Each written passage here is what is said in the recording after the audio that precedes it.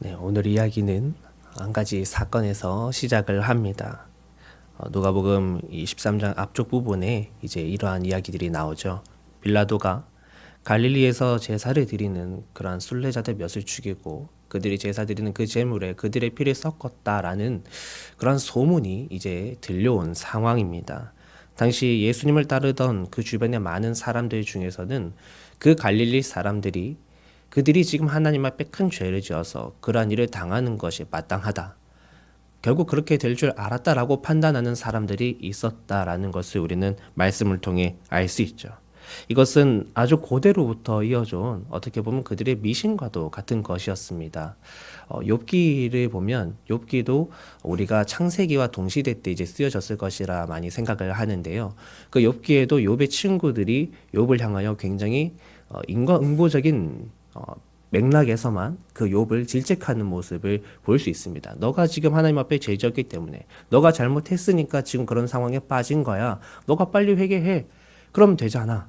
라고만 얘기하는 모습을 우리는 보게 되죠.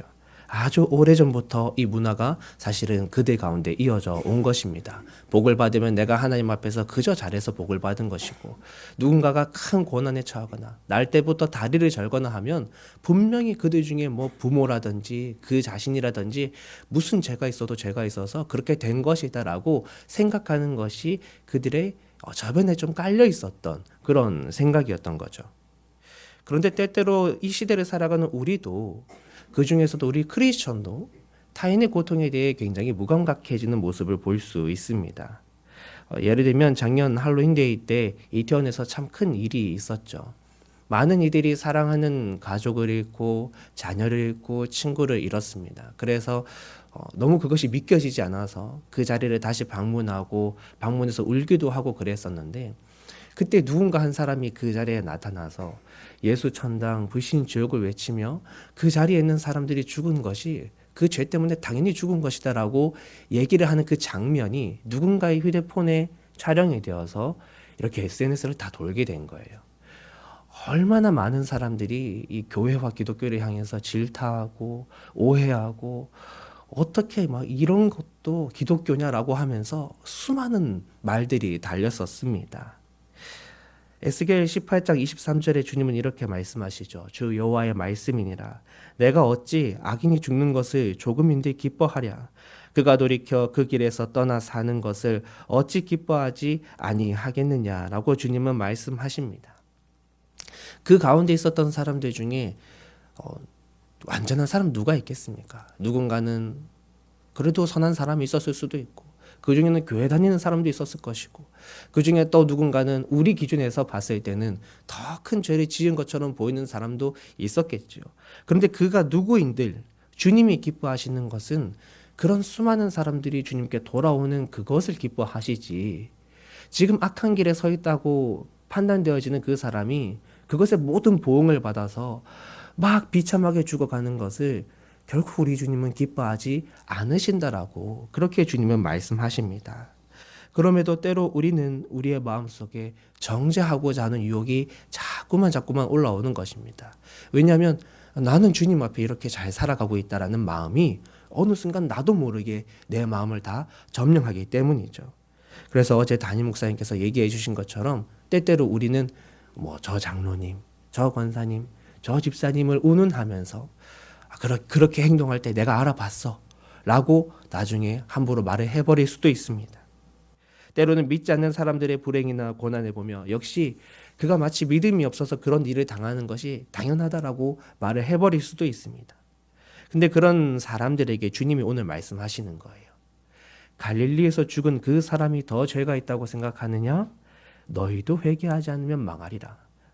실로암의 망대가 무너져 죽은 그 사람들이 더 죄가 있다고 생각하느냐? 아니라 너희도 회개하지 않으면 망하리라.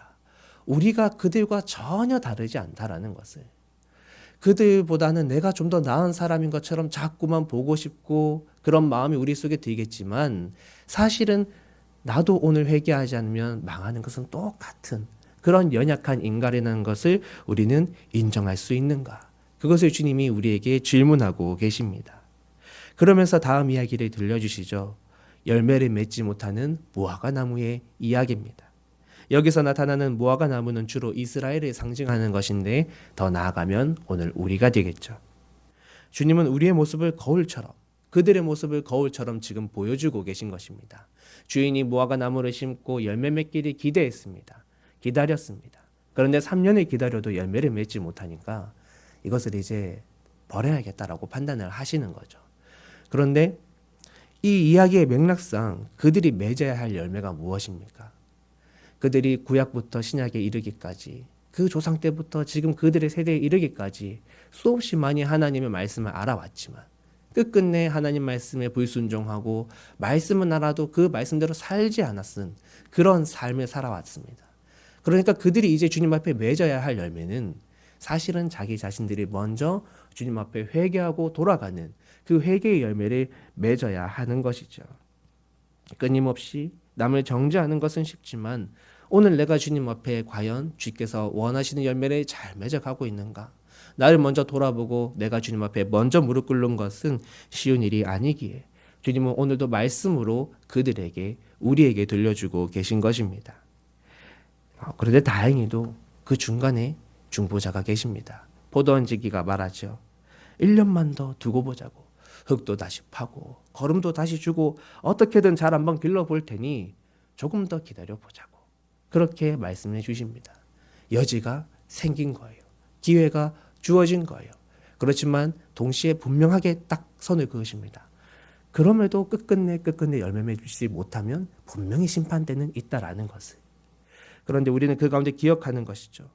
저들을 향해 너희가 죄지어서 그런 거야 라고 말했던 그 사람이 사실은 연약한 무화과 나무였고 오늘 우리였고, 그런 우리에게 주님은 지금도 다시 흙을 파내시고 거름 주시고 우리의 삶에 사실은 끝까지 많은 은혜를 풍성히 붓고 계시다라는 것을 우리가 기억해야 합니다. 오늘 저와 여러분이 회개의 열매를 맺을 때까지, 주님 앞에 다시 돌아갈 때까지 주님은 계속해서 우리를 붙들어 주실 것입니다.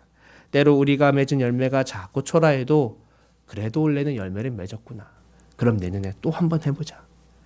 원래는 열매가 없구나. 그렇지만 가지가 그래도 튼튼해졌네. 그럼 내년에 한 번 더 해보자. 그렇게 말씀하시면서 지금도 우리를 양육해 가시는 우리 주님이십니다. 다른 일을 책망할 것 찾기보다 내 안의 열매를 먼저 돌아보고 건강한 열매 맺는 우리가 되기를 소망합니다. 그렇게 주님의 열매를 맺음으로 다른 이들에게는 주님의 그 그리스도의 좋은 향기, 아름다운 열매들을 보여줌으로써 그들에게 선한 영향력을 미칠 수 있는 그런 우리 모두가 되기를, 우리 성안교회가 되기를 주의 이름으로 축복합니다.